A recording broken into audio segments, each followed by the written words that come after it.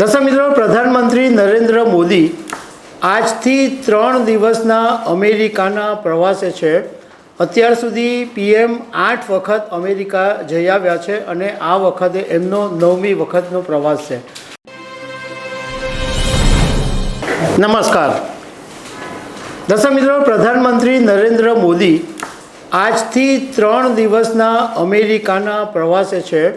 અત્યાર સુધી પીએમ 8 વખત અમેરિકા જઈ આવ્યા છે અને આ વખતે એમનો 9મી વખતનો પ્રવાસ છે.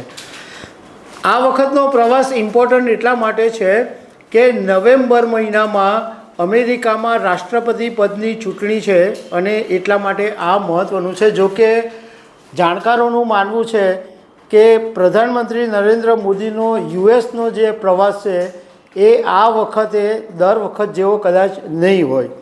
તો આના વિશે હું તમારી સાથે વાત કરીશ. મારું નામ રાજેશ શાહ છે અને તમે જોઈ રહ્યા છો ખબરછે.com. દર્શક મિત્રો, પ્રધાનમંત્રી નરેન્દ્ર મોદી 21, 22 અને 23 એમ 3 દિવસ અમેરિકાના પ્રવાસે છે અને એમના જુદા જુદા કાર્યક્રમો છે. પહેલાં હું તમને થોડુંક કાર્યક્રમો વિશે વાત કરી લઉં. એક બેઠક એમની ક્વાડ નેતાઓની સાથે છે જે ચોથું શિખર સંમેલન છે.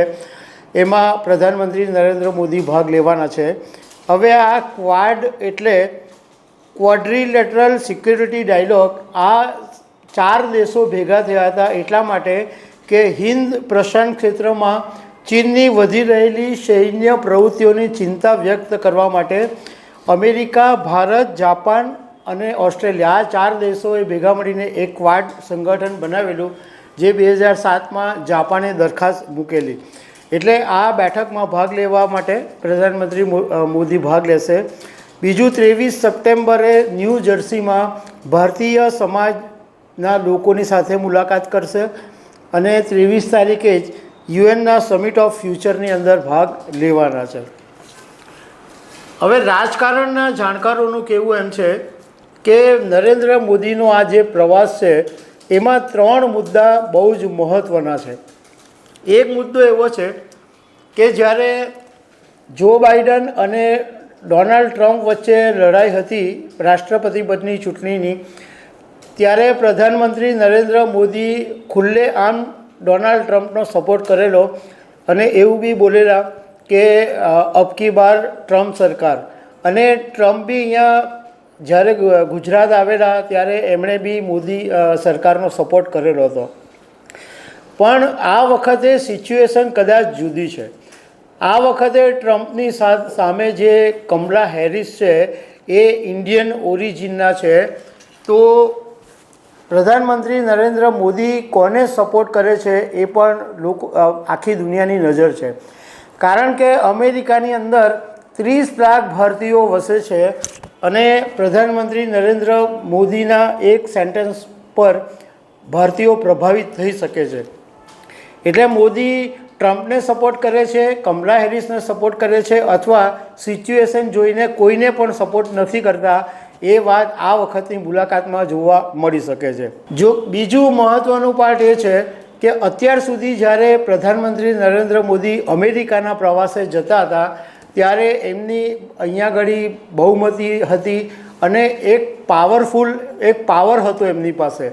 પરંતુ આ વખતે લોકસભા 2024ની ચૂંટણીમાં ભાજપને બહુમતી નહીં મળી અને એનડીએના ગઠબંધનની અંદર પ્રધાનમંત્રી નરેન્દ્ર મોદીએ સરકાર બનાવવી પડી. એટલે જે એમનો જે વર્ચસ્વ હતું, જે પાવર હતો એ આ વખતે નથી, કારણ કે આ વખતે સિચ્યુએશન બદલાઈ ગઈ છે. ત્રીજો મુદ્દો એ છે કે અત્યાર સુધી રાહુલ ગાંધી અમેરિકાની મુલાકાતે તો અનેક વખત જતા હતા, પરંતુ એ વખતે એક સાંસદ તરીકે જતા હતા. પરંતુ થોડાક દિવસ પહેલાં રાહુલ ગાંધી અમેરિકા ગયા તો એક વિપક્ષ નેતા તરીકે ગયા.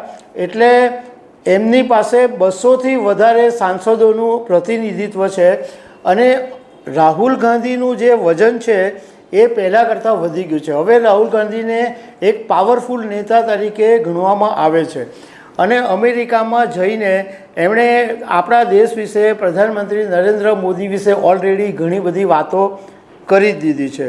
રાહુલ ગાંધીએ અમેરિકા જઈને પોતાનું એક ગ્રાઉન્ડ તૈયાર કરી લીધું અને એમણે આ વખતે જે બી ભાષણો આપ્યા એની ખાસી ચર્ચાઓ પણ થઈ. એટલે રાજકારણના જાણકારોનું માનવું છે કે પ્રધાનમંત્રી નરેન્દ્ર મોદી અત્યાર સુધી અમેરિકામાં જતા હતા અને જે વર્ચસ્વ કે જે જોવા મળતું હતું એ કદાચ આ વખતે જોવા નહીં મળે. તો દર્શક મિત્રો, આવી અનેક વાતો સાથે અમે તમને મળતા રહીશું. Thank you very much.